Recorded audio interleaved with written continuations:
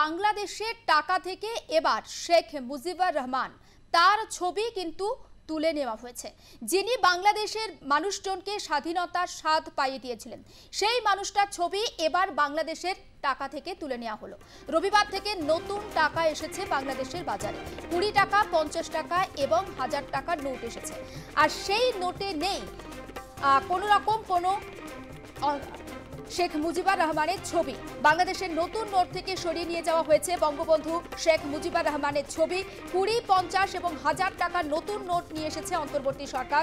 রবিবার থেকেই এই নতুন নোট বিলি করেছে বাংলাদেশের ব্যাংক।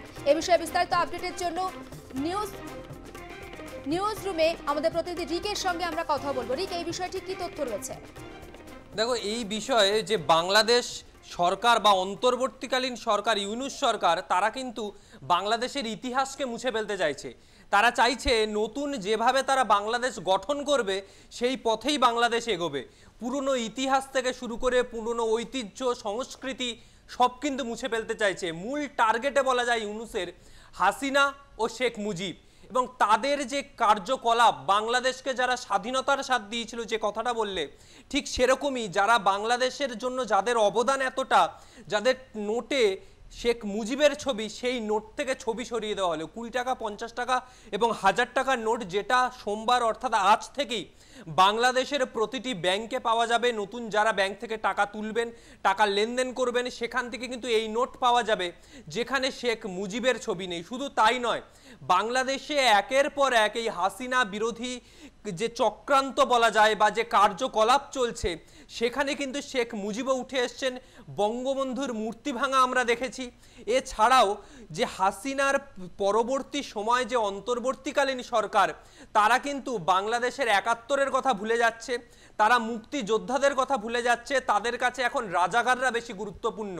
সেই মুক্তিযুদ্ধের ইতিহাস পর্যন্ত তারা মুছে দিতে চাইছে এবং এইভাবেই একদিকে হাসিনা বিরোধী যে চক্রান্ত চালানো হচ্ছে, ঠিক তেমনি বাংলাদেশের ইতিহাস নতুন করে তারা লিখতে চাইছে। যে ইতিহাসে হাসিনা থাকবে না, যে ইতিহাসে শেখ মুজিব থাকবে না, যে ইতিহাসের কেবল একটাই চরিত্র ডক্টর ইউনূস। আর সেই চরিত্রকেই কেন্দ্রবিন্দুতে রেখে নতুনভাবে নতুন বাংলাদেশ গড়তে চাইছে ডক্টর ইউনূস। যে কারণে একের পর এক হাসিনার বিরুদ্ধে গ্রেপ্তারি পরোয়ানা জারি হচ্ছে। চিন্ময় কৃষ্ণ মহাপ্রভু জামিন পাচ্ছিলেন না, এতদিন ধরে আটকে রাখা হচ্ছিল।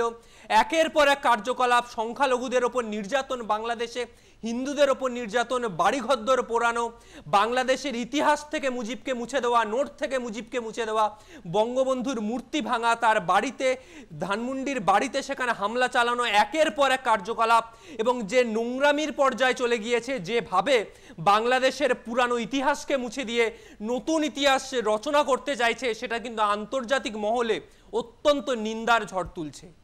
একদম নজর থাকলে আপাতত তোমাকে ধন্যবাদ। এবং আমি আরো একবার দর্শকদের জানিয়ে রাখতে চাই যে রবিবার বাংলাদেশের প্রায় 10টি ব্যাংকে নতুন নকশার নোট দেওয়া হয়েছে। আজকে বাকি সমস্ত ব্যাংকগুলোকে এই নতুন নকশার নোট দেওয়া হবে। তবে পুরনো যে সমস্ত 20, 50 এবং 1000 টাকার নোট রয়েছে, যেখানে শেখ মুজিবের ছবি রয়েছে, সেই নোটগুলো কিন্তু আপাতত বাতিল হচ্ছে না।